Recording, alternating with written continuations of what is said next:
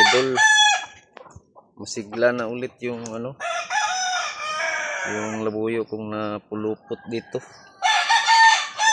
yung napilay. Ayan,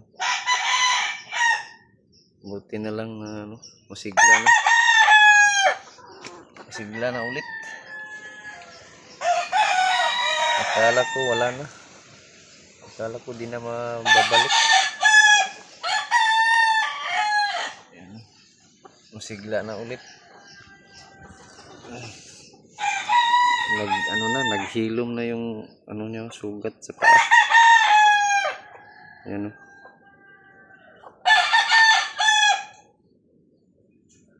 muntik na to na pilay.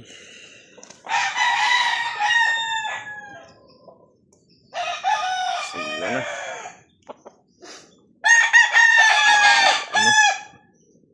Hindi nga pala tayo natuloy kahapon sa Pangati.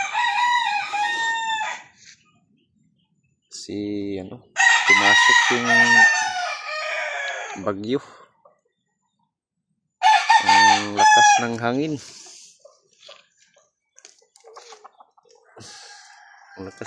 sa amin kahapon dito. Kaya di na ako nagtuloy pag punta sa bukid. Kasi wala naman din tayong pag malakas yung hangin.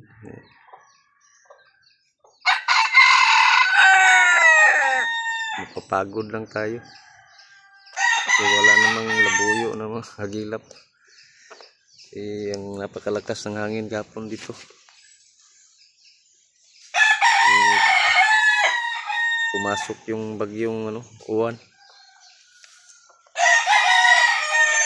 Pero ngayon wala na hangin.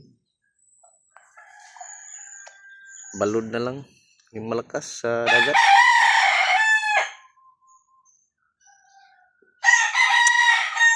Maganda sana ngayon, kaso hindi tayo bakante. Sa araw ng Lunes at hanggang Sabado hindi tayo bakante. Yung bakante lang is Sunday, araw ng Sunday lang yung bakante. Kasi may trabaho si Mrs. Pag Sunday di up. Kaya yan lang yung time ko na makapunta. Mamalasin pa yung araw na yan at uulanin, puspon na naman.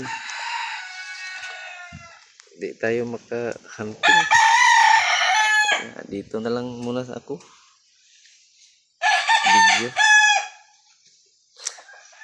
Video lang muna, basta manukan ko dito.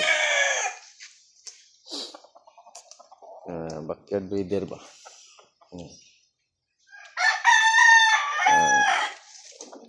Ang mga manok. Init na yun.